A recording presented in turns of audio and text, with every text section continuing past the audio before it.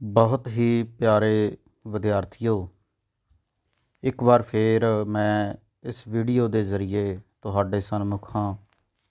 मैं मनजीत पुरी लैक्चरर पंजाबी सरकारी senior secondary school Khokhar ज़िला श्री मुक्तसर साहिब। प्यारे बच्चों, अज आपां जनकराज सिंह होरां द्वारा लिखी जीवनी पंजाब दा सुपन साज डॉक्टर महेंद्र सिंह रंधावा पढ़न जा रहे हाँ। कोशिश करांगे कि इस वीडियो के जरिए तुहाडे तक महेंद्र सिंह रंधावा होरां दी जीवनी दे वो पक्ष पहुँच सकन जिहड़े बड़े साडे लई अहम ते प्रेरणादायक हैं। ये जीवनी जिवें असीं देखिया कि जनकराज सिंह होरां द्वारा लिखी गई है और डॉक्टर महेंद्र सिंह रंधावा की एक तस्वीर जिहड़ी तुसीं देख सकते हो कि किस तरह के वो देखण दे विच लगदे सन। डॉक्टर महेंद्र सिंह रंधावा बारे सब तो पहली गल जिहड़ी जनकराज होरी करदे ने वो ये आ कि डॉक्टर महेंद्र सिंह रंधावा एक विग्यानी भी सन। डॉक्टर महेंद्र सिंह रंधावा कला ते ਸਾਹਿਤ ਦੇ रसीए भी सन ते वो बहुपक्षी प्रतिभा के मालक सन। विग्यानी इस करके सन कि उन्होंने MSc बॉटनी दे विच कीती हुई सी, जिन्हों असीं बनस्पति विग्यान भी कह सकते हैं। और उस तो बाद उन्होंने इसे विषय दे विच PhD की डिग्री भी जिहड़ी है पंजाब यूनीवर्सिटी चंडीगढ़ तो प्राप्त की सी। इस करके उन्होंने एक विग्यानी वजों भी जाणिया जाता। दूसरी गल कि कला ते ਸਾਹਿਤ के खेत्र दे विच भी उन्हां दा बहुत वड्डा योगदान रहा, जिहड़ा कि असीं अगे जाके इस जीवनी दे विच पूरे विस्तार सहित समझांगे। और तीसरी गल कि बहुपक्षी प्रतिभा बच्चों की हुंदी है कि जिहड़ा बहुत सारे पक्षां तो बड़ा माहर बंदा होवे, जिहड़ा एक विग्यानी भी सी, कलाकार भी सी, ਸਾਹਿਤਕਾਰ भी सी, लेखक भी सी। इस करके महेंद्र सिंह रंधावा होरां नूं बहुपक्षी प्रतिभा वाले व्यक्ति वजों भी जाणिया जाता। दूसरी अहम गल है जिहड़ी डॉक्टर महेंद्र सिंह रंधावा होरां ने कीती, जिवें तुसीं इस स्क्रीन के उपर देख रहे हो कि जनकराज होरी इस जीवनी दे विच इस गल का जिक्र करते हैं कि डॉक्टर महेंद्र सिंह रंधावा होरां ने पंजाब के लोक गीतां नूं इकट्ठे करन दा एक बहुत वड्डा कारज कीता। उन्होंने सिद्धा लोकां नाल मेल मिलाप किया, लोकां तो उन्हां दी बोली विच उन्हां दे कारज खेतर विच विचर के गीतां नूं सुणिया, बिना किसी अखर दे वाधे घाटे जां भाषाई सोध दे इन्हां गीतां नूं फिर संभालिया। डॉक्टर महेंद्र सिंह रंधावा होरां नूं पता सी कि लोकां तो उन्हां दे कारज खेतर विच उन्हां दी अपनी ठेठ ते ठुकदार सथानक भाषा विच इकत्तर कीते गीतां दी महत्ता समा पा के किन्नी वध जांदी है। इसलिए उन्होंने पंजाब, हिमाचल प्रदेश, कांगड़ा, कुल्लू, हरियाणा दे लोक गीत उत्थों दे लोकां नाल मिल के उन्हां दे अंदाज़ दे विच ही लिखे। ये सारे लोक गीतां नूं इकत्तर करके उन्होंने लगभग 4 पुस्तकां दा रूप दिता, जिन्हां विच बच्चे तुसीं देख रहे हो कि पंजाब दे लोक गीत, कुल्लू दे लोक गीत, कांगड़ा दे लोक गीत ते हरियाणा दे लोक गीत। ये उन्हां दीयां बड़ियां अहम पुस्तकां ने लोक गीतां बारे, जिहड़े लोक गीत उन्होंने वख-वख राजां दे इकत्तर करके ते फिर जिहड़ा हैगा उन्हां नूं किताबी रूप दिता। अजिही बहुपक्षी प्रतिभा दे मालक विग्यानी ਸਾਹਿਤਕਾਰ ਦੇ जे असीं जन्म बारे गल करिए ਤਾਂ ਅਸੀਂ देखते हैं कि उन्हां दा जन्म आ जिहड़ा ਉਹ 2 फरवरी 1909 ਈਸਵੀ ਦੇ ਵਿੱਚ ਹੋਇਆ ਸੀ ਤੇ ਉਹਨਾਂ ਦਾ ਜਨਮ ਸਥਾਨ ਆ ਜਿਹੜਾ ਉਹ ਜ਼ੀਰਾ, ਜਿਹੜਾ ਅੱਜ ਕੱਲ੍ਹ ਪੰਜਾਬ ਦਾ ਲਗਭਗ ਸ਼ਹਿਰ ਬਣਿਆ ਹੋਇਆ, ਜਿਹੜਾ ਕਿ ਫਿਰੋਜ਼ਪੁਰ ਜ਼ਿਲ੍ਹੇ ਦੇ ਵਿੱਚ ਪੈਂਦਾ। ਔਰ ਜਦੋਂ ਅਸੀਂ ਇਹ ਅੰਮ੍ਰਿਤਸਰ ਤੋਂ ਜਿਹੜੀ ਸੜਕ ਬਠਿੰਡੇ ਨੂੰ ਜਾਂਦੀ ਆ ਉਹ ਸੜਕ ਦੇ ਉੱਪਰ ਸਥਿਤ ਆ ਜ਼ੀਰਾ। ਪਰ ਡਾਕਟਰ ਮਹਿੰਦਰ ਸਿੰਘ ਰੰਧਾਵਾ ਹੋਰਾਂ ਦਾ ਜਿਹੜਾ ਜੱਦੀ ਪਿੰਡ ਆ ਉਹ ਪਿੰਡ ਸੀ ਬੋਦਲਾਂ, ਜ਼ਿਲ੍ਹਾ ਹੁਸ਼ਿਆਰਪੁਰ ਦੇ ਵਿੱਚ ਇਹ ਪਿੰਡ ਪੈਂਦਾ। ਉਹਨਾਂ ਦੇ ਪਿਤਾ ਦਾ ਨਾਮ ਸਰਦਾਰ ਸ਼ੇਰ ਸਿੰਘ ਸੀ। ਇੱਕ ਵਾਰ ਫਿਰ ਜੇ ਅਸੀਂ ਗੱਲ ਕਰੀਏ ਤਾਂ ਉਹਨਾਂ ਦਾ ਜਨਮ 2 ਫਰਵਰੀ 1909 ਈਸਵੀ ਨੂੰ ਹੋਇਆ ਸੀ ਅਤੇ ਜਨਮ ਸਥਾਨ ਸੀ ਜ਼ੀਰਾ, ਪਰ ਜੱਦੀ ਪਿੰਡ ਉਹਨਾਂ ਦਾ ਸੀ ਬੋਦਲਾ, ਜ਼ਿਲ੍ਹਾ ਹੁਸ਼ਿਆਰਪੁਰ, ਅਤੇ ਉਹਨਾਂ ਦੇ ਪਿਤਾ ਦਾ ਨਾਮ ਸੀ ਸਰਦਾਰ ਸ਼ੇਰ ਸਿੰਘ। ਉਸ ਤੋਂ ਬਾਅਦ ਇਹ ਸਮੁੱਚੀ ਜੀਵਨੀ ਨੂੰ ਅਸੀਂ ਲਗਭਗ 3-4 ਹਿੱਸਿਆਂ ਦੇ ਵਿੱਚ ਵੰਡ ਕੇ ਸਮਝਣ ਦੀ ਕੋਸ਼ਿਸ਼ ਕਰਾਂਗੇ ਪਿਆਰੇ ਬੱਚਿਓ, ਕਿ ਮਹਿੰਦਰ ਸਿੰਘ ਰੰਧਾਵਾ ਹੋਰਾਂ ਨੇ ਪੰਜਾਬ ਨੂੰ, ਪੰਜਾਬ ਦੀ ਖੇਤੀਬਾੜੀ ਨੂੰ, ਪੰਜਾਬ ਦੇ ਸਾਹਿਤ ਨੂੰ, ਪੰਜਾਬ ਦੀ ਭਾਸ਼ਾ ਨੂੰ ਔਰ ਜਿਹੜਾ ਹੈਗਾ ਪੰਜਾਬ ਦੇ ਸਮੁੱਚੇ ਸੱਭਿਆਚਾਰ ਨੂੰ ਕੀ ਦੇਣ ਡਾਕਟਰ ਮਹਿੰਦਰ ਸਿੰਘ ਰੰਧਾਵਾ ਹੋਰਾਂ ਦੀ ਰਹੀ ਹੈ। ਤੋ ਅਸੀਂ ਇਹ ਸਾਰੀਆਂ ਗੱਲਾਂ ਨੂੰ ਕੁਝ ਕੁ ਹਿੱਸਿਆਂ ਦੇ ਵਿੱਚ ਵੰਡ ਕੇ ਸਮਝਣ ਦੀ ਕੋਸ਼ਿਸ਼ ਕਰਾਂਗੇ। ਤੋ ਸਭ ਤੋਂ ਪਹਿਲਾਂ ਜਿਵੇਂ ਇਸ ਜੀਵਨੀ ਦੇ ਵਿੱਚ ਜਨਕ ਰਾਜ ਜੀ ਹੋਰੀ ਗੱਲ ਕਰਦੇ ਨੇ, ਉਹ ਸਭ ਤੋਂ ਪਹਿਲਾਂ ਡਾਕਟਰ ਮਹਿੰਦਰ ਸਿੰਘ ਰੰਧਾਵਾ ਹੋਰਾਂ ਦੁਆਰਾ ਪੰਜਾਬ ਦੀ ਖੇਤੀਬਾੜੀ ਨੂੰ ਜੋ ਦੇਣ ਦਿੱਤੀ ਗਈ, ਉਸ ਦੇਣ ਬਾਰੇ ਸਭ ਤੋਂ ਪਹਿਲਾਂ ਇਹ ਗੱਲ ਕਰਦੇ ਨੇ। ਉਹ ਕਹਿੰਦੇ ਨੇ ਕਿ ਜਦੋਂ ਡਾਕਟਰ ਮਹਿੰਦਰ ਸਿੰਘ ਰੰਧਾਵਾ ਹੋਰੀ ਪੰਜਾਬ ਦੇ ਵਿਕਾਸ ਕਮਿਸ਼ਨਰ ਬਣੇ ਤਾਂ ਉਦੋਂ ਤੋਂ ਹੀ ਦ੍ਰਿੜ ਇਰਾਦਾ ਕਰ ਲਿਆ ਸੀ ਕਿ ਪੰਜਾਬ ਦੇ ਪਿੰਡਾਂ ਨੂੰ ਅਜਿਹਾ ਬਣਾ ਦੇਵਾਂਗਾ ਜਿੱਥੇ ਖੇਤਾਂ ਵਿੱਚ ਟਰੈਕਟਰ ਫੱਪ ਕਰਦੇ ਫਿਰਨ, ਟਿਊਬਵੈੱਲ ਖੇਤਾਂ ਨੂੰ ਪਾਣੀ ਨਾਲ ਸਿੰਜਦੇ ਹੋਣ, ਕਿਸਾਨਾਂ ਵਿੱਚ ਨਵੇਂ ਵਿਗਿਆਨਕ ਢੰਗ ਨਾਲ ਖੇਤੀ ਕਰਨ ਦੀ ਸੂਝ ਹੋਵੇ, ਖੇਤਾਂ ਵਿੱਚ ਵੀ ਉਹਨਾਂ ਨੇ ਸੁੰਦਰ ਫੁੱਲਾਂ ਨਾਲ ਸਜੇ ਘਰ ਹੋਣ, ਹਰ ਪਿੰਡ ਵਿੱਚ ਮਸ਼ੀਨਾਂ ਦੀ ਮੁਰੰਮਤ ਦੀਆਂ ਸਹੂਲਤਾਂ ਹੋਣ, ਲੋਕ ਰਸਾਇਣਕ ਖਾਦਾਂ ਅਤੇ ਖੇਤੀ ਦੇ ਉੱਨਤ ਢੰਗਾਂ ਦੇ ਗੁਣ ਅਤੇ ਵਰਤੋਂ ਬਾਰੇ ਜਾਣਦੇ ਹੋਣ। ਸੋ ਇਹ ਉਹਨਾਂ ਦਾ ਇੱਕ ਪੰਜਾਬ ਦੀ ਖੇਤੀਬਾੜੀ ਨੂੰ ਲੈ ਕੇ ਡਾਕਟਰ ਮਹਿੰਦਰ ਸਿੰਘ ਰੰਧਾਵਾ ਹੋਰਾਂ ਦਾ ਇੱਕ ਵੱਡਾ ਸੁਪਨਾ ਸੀ। ਇਸ ਸੁਪਨੇ ਨੂੰ ਸਾਕਾਰ ਕਰਨ ਵਾਸਤੇ ਉਹਨਾਂ ਨੇ ਬਹੁਤ ਸਾਰੀਆਂ ਖੇਤੀਬਾੜੀ ਨਾਲ ਸੰਬੰਧਿਤ ਜਿਹੜੀਆਂ ਉਹ ਸਕੀਮਾਂ ਚਲਾਈਆਂ, ਜਿਨ੍ਹਾਂ ਵਿੱਚੋਂ ਸਭ ਤੋਂ ਪਹਿਲੀ ਸਕੀਮ ਆ ਜਿਹੜੀ, ਉਸ ਸਕੀਮ ਨੂੰ ਘਣੀ ਖੇਤੀ ਜ਼ਿਲ੍ਹਾ ਪ੍ਰੋਗਰਾਮ ਦਾ ਨਾਮ ਦਿੱਤਾ ਜਾਂਦਾ, ਜਿਹੜਾ ਕਿ ਵੱਖ-ਵੱਖ ਜ਼ਿਲ੍ਹਿਆਂ ਵਿੱਚ ਜ਼ਿਲ੍ਹਾ ਪੱਧਰ 'ਤੇ ਖੇਤੀਬਾੜੀ ਨੂੰ ਵਿਕਸਿਤ ਕਰਨ ਵਾਸਤੇ ਚਲਾਇਆ ਗਿਆ। ਦੂਸਰਾ ਪ੍ਰੋਗਰਾਮ ਸੀ ਉਹਨਾਂ ਦਾ ਘਣੀ ਖੇਤੀ ਇਲਾਕਾ ਪ੍ਰੋਗਰਾਮ, ਜਿਹੜਾ ਕਿ ਵੱਖ-ਵੱਖ ਇਲਾਕਿਆਂ ਨੂੰ ਚੰਗੀ ਮਾੜੀ ਜ਼ਮੀਨ ਦੇ ਹਿਸਾਬ ਨਾਲ ਵੰਡ ਕੇ ਅਤੇ ਉਹਦੇ ਉੱਪਰ ਖੇਤੀਬਾੜੀ ਦੇ ਨਵੇਂ ਢੰਗਾਂ ਅਤੇ ਨਵੀਆਂ ਫਸਲਾਂ ਬਾਰੇ ਜਾਣਕਾਰੀ ਦੇਣ ਲਈ ਇਹ ਜਿਹੜਾ ਹੈਗਾ ਪ੍ਰੋਗਰਾਮ ਉਲੀਕਿਆ ਗਿਆ ਸੀ। ਇਸੇ ਤਰ੍ਹਾਂ ਉਹਨਾਂ ਦਾ ਤੀਸਰਾ ਇੱਕ ਪ੍ਰੋਗਰਾਮ ਸੀ ਵਿਸ਼ੇਸ਼ ਖੇਤੀ ਰੇਡੀਓ ਪ੍ਰੋਗਰਾਮ, ਜਿਹੜਾ ਕਿ ਰੇਡੀਓ ਉੱਪਰ ਵਾਰ-ਵਾਰ ਪ੍ਰਸਾਰਿਤ ਹੁੰਦਾ ਸੀ ਕਿਸਾਨ ਵੀਰਾਂ ਲਈ ਕਿ ਉਹ ਇੱਕ ਚੰਗੀ ਖੇਤੀ ਕਿਵੇਂ ਕਰ ਸਕਦੇ ਆ। ਇਸੇ ਤਰ੍ਹਾਂ ਹੀ ਉਹਨਾਂ ਨੇ ਬਹੁਤ ਸਾਰੇ ਖੇਤੀ ਸਾਹਿਤ ਦੀ ਸਿਰਜਣਾ ਕੀਤੀ ਕਿ ਖੇਤੀਬਾੜੀ ਦੇ ਵਿੱਚ ਕਿੰਨੇ ਸਾਰੇ ਰਸਾਲੇ, ਮੈਗਜ਼ੀਨ, ਅਖਬਾਰ, ਜਿਨ੍ਹਾਂ ਦੇ ਵਿੱਚ ਖੇਤੀ ਨਾਲ ਸੰਬੰਧਿਤ ਬਹੁਤ ਸਾਰੀਆਂ ਗੱਲਾਂ ਬਾਤਾਂ ਕਿਸਾਨਾਂ ਲਈ ਵਿਸ਼ੇਸ਼ ਤੌਰ 'ਤੇ ਅਤੇ ਕਿਸਾਨਾਂ ਦੀ ਸਿਖਲਾਈ ਨਾਲ ਖੇਤੀਬਾੜੀ ਦੇ ਉੱਨਤ ਢੰਗਾਂ ਬਾਰੇ ਇਹ ਗੱਲਾਂ ਬਾਤਾਂ ਜਿਹੜੀਆਂ ਇਹ ਸਾਰੇ ਲਿਟਰੇਚਰ ਦੇ ਵਿੱਚ, ਸਾਰੇ ਸਾਹਿਤ ਦੇ ਵਿੱਚ ਕੀਤੀਆਂ ਜਾਂਦੀਆਂ ਸੀ, ਹੈ ਨਾ।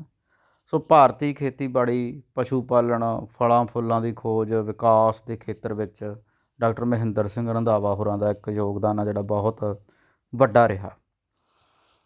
ਅਗਲੀ ਗੱਲ ਜਿਹੜੀ ਹੈਗੀ ਆ ਉਹ ਕਿ ਲੇਖਕਾਂ, ਕਲਾਕਾਰਾਂ ਅਤੇ ਬੁੱਧੀਜੀਵੀਆਂ ਨੂੰ ਜਿਹੜੀ ਹੈਗੀ ਉਹ ਮਹਿੰਦਰ ਸਿੰਘ ਰੰਧਾਵਾ ਹੋਰਾਂ ਦੀ ਦੇਣ ਕੀ ਸੀ।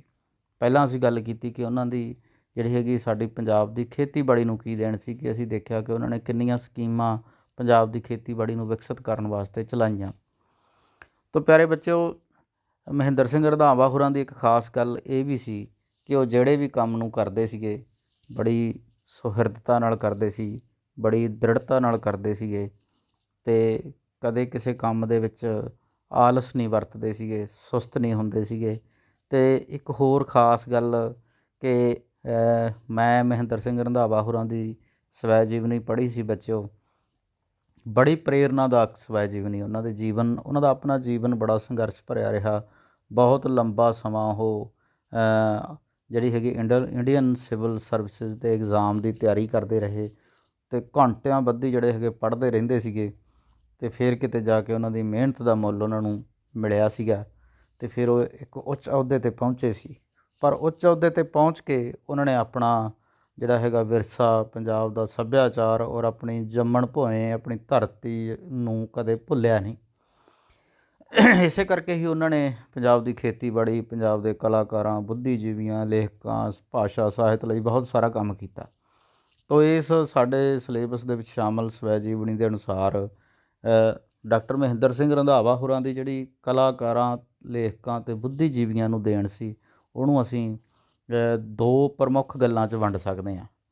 ਪਹਿਲੀ ਗੱਲ ਕੀ ਆ ਕਿ ਮਹਿੰਦਰ ਸਿੰਘ ਰੰਧਾਵਾ ਹੋਰਾਂ ਨੇ ਜਿੰਨੇ ਵੀ ਪੰਜਾਬ ਦੇ ਚੰਗੇ ਕਲਾਕਾਰ ਸੀ, ਜਿੰਨੇ ਵੀ ਪੰਜਾਬ ਦੇ ਚੰਗੇ ਲੇਖਕ ਸੀ, ਜਿੰਨੇ ਵੀ ਪੰਜਾਬ ਦੇ ਚੰਗੇ ਚਿੰਤਕ, ਬੁੱਧੀਜੀਵੀ, ਵਿਦਵਾਨ ਬੰਦੇ ਸੀ, ਸਭ ਦੀ ਮਦਦ ਕੀਤੀ। ਉਹ ਚਾਹੇ ਕਿਸੇ ਵੀ ਤਰ੍ਹਾਂ ਦੀ ਮਦਦ ਸੀ, ਉਹ ਚਾਹੇ ਪੈਸੇ ਧੇਲੇ ਵਾਲੇ ਪੱਖੋਂ ਹੋਵੇ, ਉਹ ਚਾਹੇ ਨੌਕਰੀ ਦੇ ਪੱਖੋਂ ਹੋਵੇ, ਚਾਹੇ ਕਿਸੇ ਵੀ ਪੱਧਰ ਦੀ ਹੋਵੇ। ਤਾਂ ਜਿਹੜਾ ਵੀ ਵਿਅਕਤੀ ਮਹਿੰਦਰ ਸਿੰਘ ਰੰਧਾਵਾ ਦੇ ਸੰਪਰਕ ਵਿੱਚ ਆਉਂਦਾ ਸੀ ਜਾਂ ਮਹਿੰਦਰ ਸਿੰਘ ਰੰਧਾਵਾ ਹੋਰੀ ਖੁਦ ਉਹਨਾਂ ਕੋਲ ਪਹੁੰਚ ਕਰਦੇ ਸੀ, ਤਾਂ ਹਰ ਕਿਸਮ ਦੀ ਮਦਦ ਉਹਨਾਂ ਨੇ ਪੰਜਾਬ ਦੇ ਬੁੱਧੀਜੀਵੀਆਂ ਦੀ, ਲੇਖਕਾਂ ਦੀ, ਗਾਇਕਾਂ ਦੀ ਕੀਤੀ।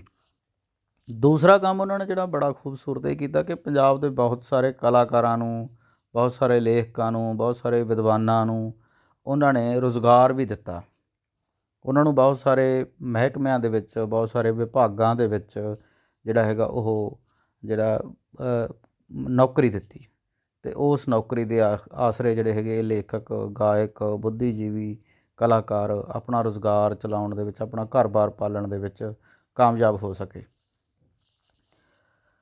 ਅਗਲੀ ਗੱਲ ਕਿ ਡਾਕਟਰ ਮਹਿੰਦਰ ਸਿੰਘ ਰੰਧਾਵਾ ਉਹਨਾਂ ਨੇ ਤੀਜੀ ਅਹਿਮ ਗੱਲ ਆ ਜਿਹੜੀ ਇਸ ਜੀਵਨੀ ਦੇ ਆਧਾਰ 'ਤੇ ਕਿ ਸੱਭਿਆਚਾਰ ਅਤੇ ਸਾਹਿਤ ਨੂੰ ਕੀ ਦੇਣ ਸੀ।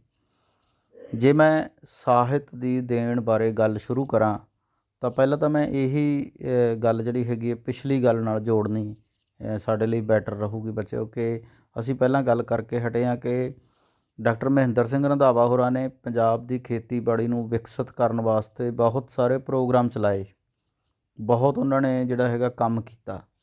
ਇਹਦੇ ਨਾਲ ਹੀ ਉਹਨਾਂ ਨੇ ਇੱਕ ਲੇਖਕ ਵਜੋਂ ਆਪਣੇ ਜੀਵਨ ਦੇ ਆਖਰੀ ਸਾਲਾਂ ਦੇ ਵਿੱਚ ਨਾ ਭਾਰਤੀ ਖੇਤੀ ਦਾ ਇਤਿਹਾਸ, ਬਹੁਤ ਵੱਡੀਆਂ ਵੱਡੀਆਂ ਕਿਤਾਬਾਂ, 4 ਕਿਤਾਬਾਂ, ਲੜੀ ਨੰਬਰ 1, 2, 3, 4, ਭਾਰਤੀ ਖੇਤੀ ਦਾ ਇਤਿਹਾਸ 4 ਜਲਦਾਂ ਦੇ ਵਿੱਚ ਉਹਨਾਂ ਨੇ ਲਿਖਿਆ, ਜਿਹੜਾ ਕਿ ਬੜਾ ਪ੍ਰਮਾਣਿਕ ਇਤਿਹਾਸ ਮੰਨਿਆ ਜਾਂਦਾ ਭਾਰਤੀ ਖੇਤੀ ਦਾ।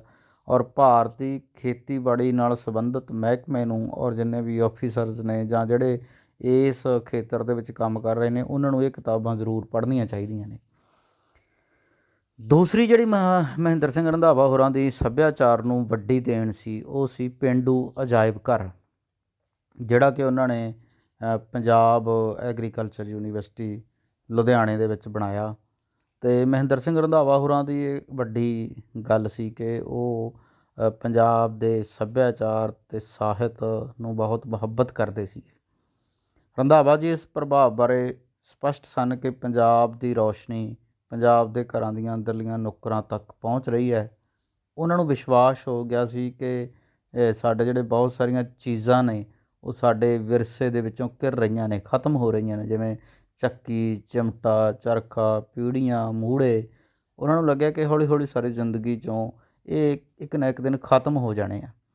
ਤਾਂ ਫਿਰ ਉਹਨਾਂ ਨੇ ਪਿੰਡਾਂ ਦੇ ਵਿੱਚ, ਵੱਡੇ ਵੱਡੇ ਪਿੰਡਾਂ ਦੇ ਵਿੱਚ ਬਹੁਤ ਸਾਰੇ ਪੇਂਡੂ ਅਜਾਇਬ ਘਰ ਬਣਵਾਏ ਅਤੇ ਖੁਦ ਉਹਨਾਂ ਨੇ ਇੱਕ ਬਹੁਤ ਵੱਡਾ ਜਿਉਂਦਾ ਜਾਗਦਾ ਅਜਾਇਬ ਘਰ ਪੰਜਾਬ ਖੇਤੀਬਾੜੀ ਯੂਨੀਵਰਸਿਟੀ ਲੁਧਿਆਣਾ ਦੇ ਵਿੱਚ ਸਥਾਪਿਤ ਕੀਤਾ।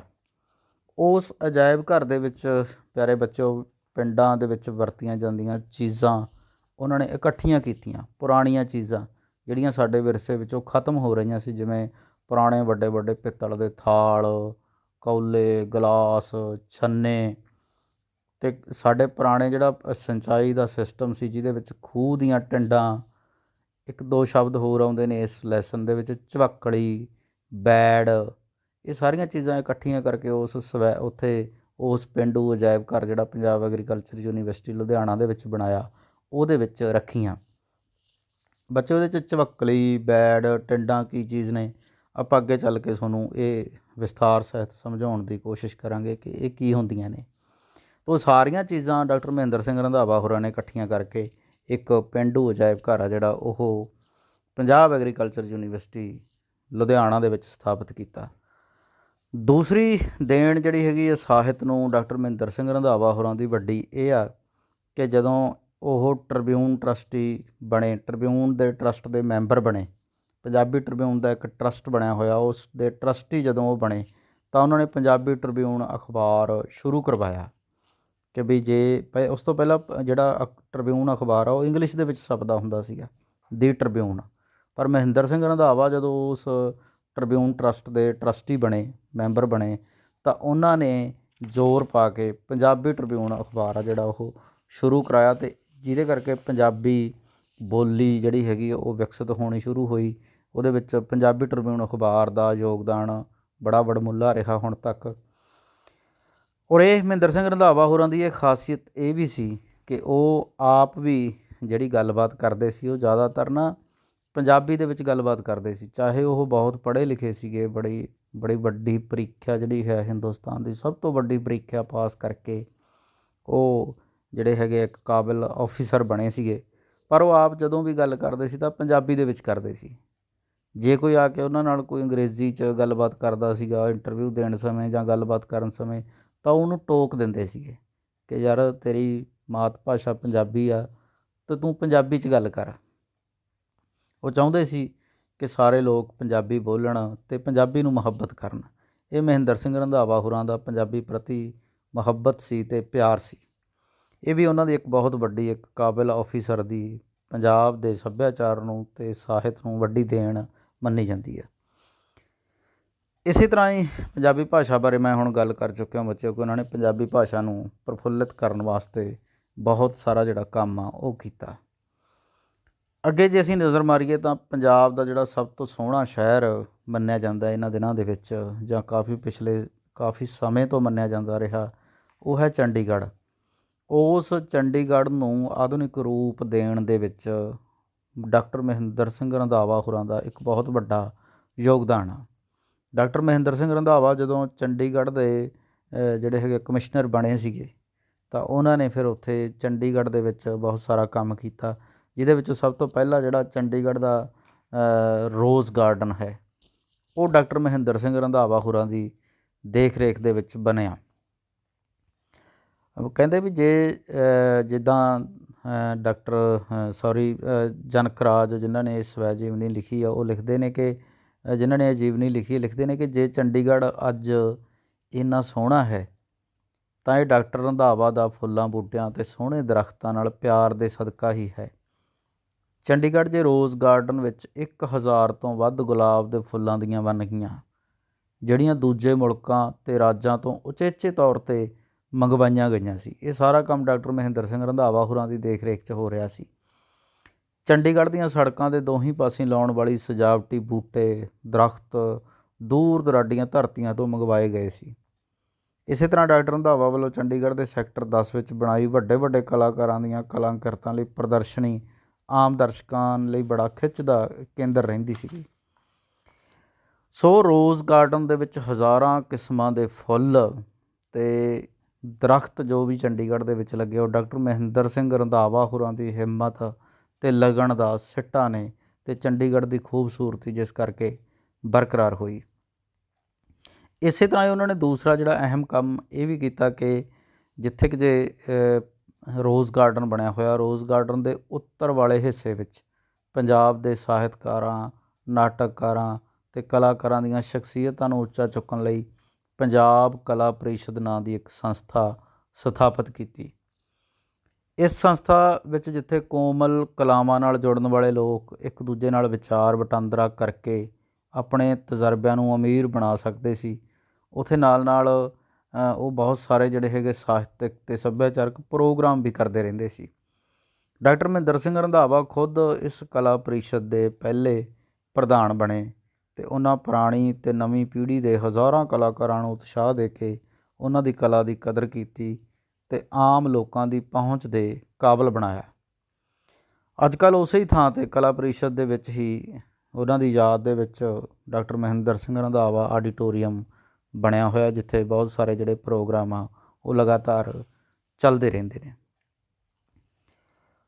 ਸੋ ਇੱਕ ਵਾਰੀ ਫੇਰ ਜੇ ਅਸੀਂ ਡਾਕਟਰ ਮਹਿੰਦਰ ਸਿੰਘ ਰੰਧਾਵਾ ਹੋਰਾਂ ਦੀਆਂ ਜਿਹੜੀਆਂ ਮੋਟੀਆਂ ਗੱਲਾਂ 'ਤੇ ਨਜ਼ਰ ਮਾਰੀਏ ਤਾਂ ਸਭ ਤੋਂ ਪਹਿਲਾਂ ਅਸੀਂ ਗੱਲ ਕੀਤੀ ਸੀ ਕਿ ਖੇਤੀਬਾੜੀ ਨੂੰ ਉਹਨਾਂ ਦੀ ਵੱਡੀ ਦੇਣ ਰਹੀ, ਬਹੁਤ ਸਾਰੇ ਪ੍ਰੋਗਰਾਮ ਚਲਾਏ। ਉਸ ਤੋਂ ਬਾਅਦ ਪੰਜਾਬ ਦੇ ਕਲਾਕਾਰਾਂ, ਬੁੱਧੀਜੀਵੀਆਂ ਅਤੇ ਲੇਖਕਾਂ ਨੂੰ ਰੁਜ਼ਗਾਰ ਦਿੱਤੇ, ਉਹਨਾਂ ਦੀ ਜਿਹੜੀ ਹਰ ਪੱਧਰ 'ਤੇ ਮਦਦ ਕੀਤੀ, ਪੰਜਾਬੀ ਸਾਹਿਤ ਅਤੇ ਪੰਜਾਬੀ ਭਾਸ਼ਾ ਨੂੰ ਪ੍ਰਫੁੱਲਿਤ ਕਰਨ ਵਾਸਤੇ ਬਹੁਤ ਸਾਰੇ ਕੰਮ ਕੀਤੇ। ਇਸੇ ਤਰ੍ਹਾਂ ਹੀ ਚੰਡੀਗੜ੍ਹ ਨੂੰ ਖੂਬਸੂਰਤ ਬਣਾਉਣ ਵਾਸਤੇ ਰੋਜ਼ ਗਾਰਡਨ ਸਥਾਪਿਤ ਕੀਤਾ, ਪੰਜਾਬ ਕਲਾ ਪ੍ਰੀਸ਼ਦ ਬਣਾਇਆ।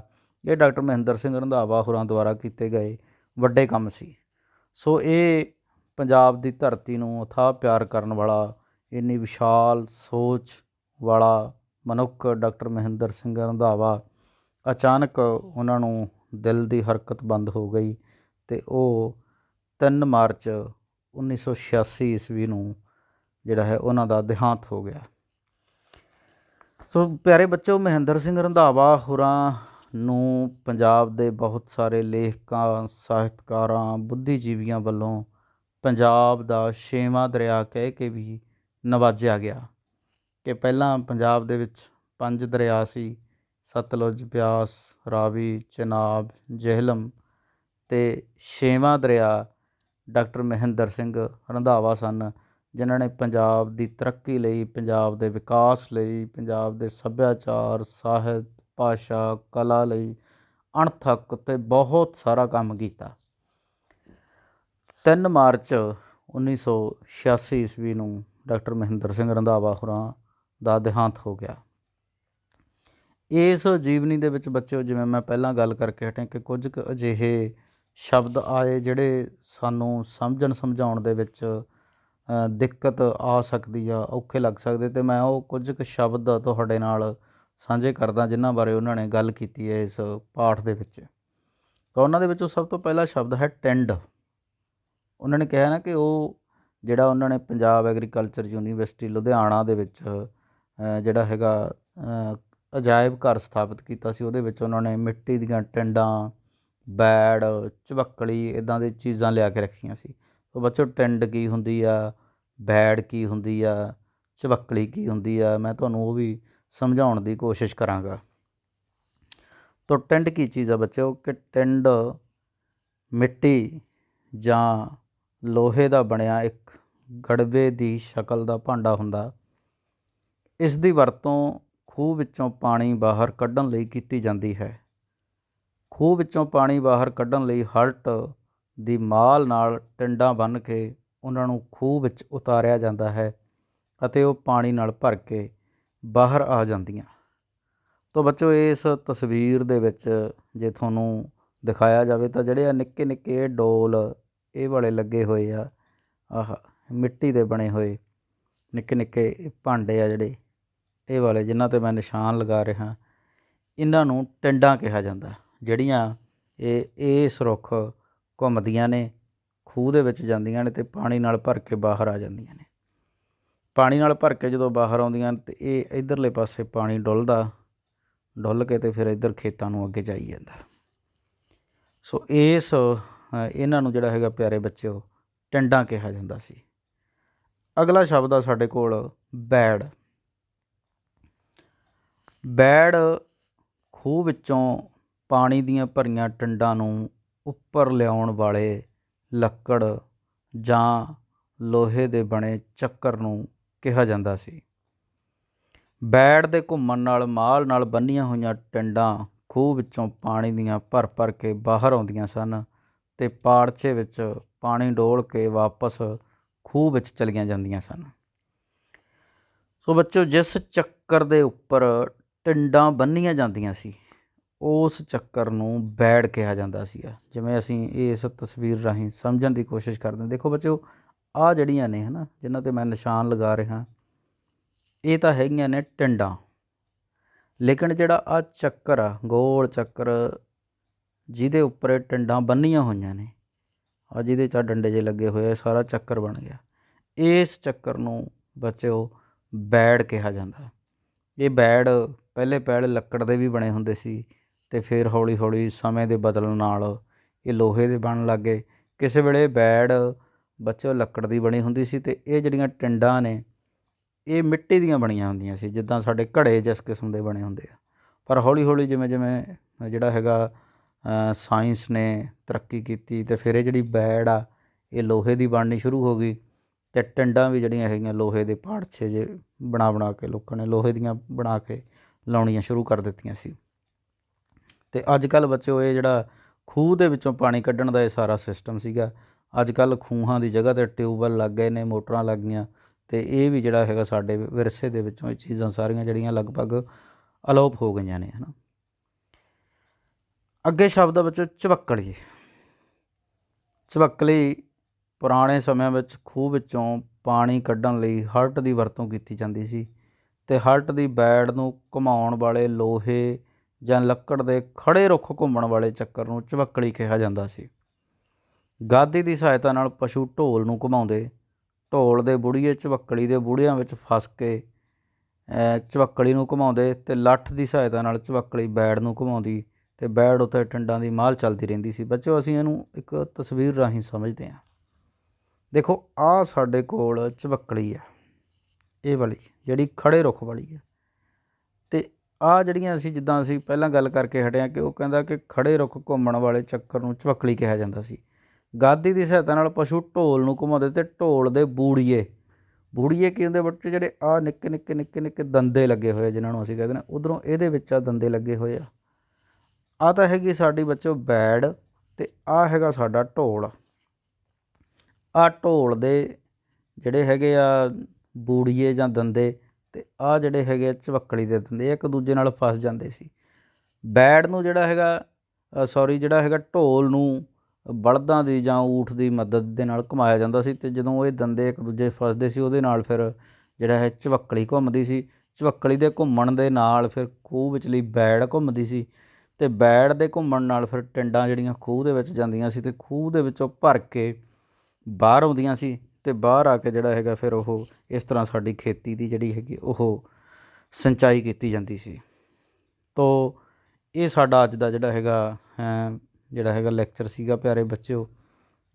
ਪੰਜਾਬ ਦਾ ਸੁਪਨ ਸਾਜ਼ ਡਾਕਟਰ ਮਹਿੰਦਰ ਸਿੰਘ ਰੰਧਾਵਾ, ਜਿਹੜਾ ਕਿ ਜਨਕ ਰਾਜ ਸਿੰਘ ਹੋਰਾਂ ਦੁਆਰਾ ਲਿਖਿਆ ਗਿਆ ਸੀ।